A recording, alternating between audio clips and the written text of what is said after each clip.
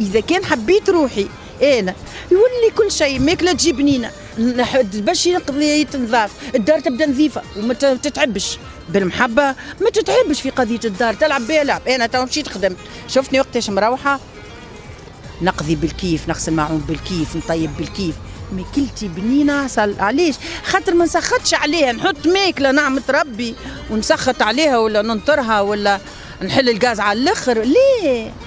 بالكيف في عقلي نعملها، في عقلي ما نقلقش، ما نعملش حاجه تقلقني.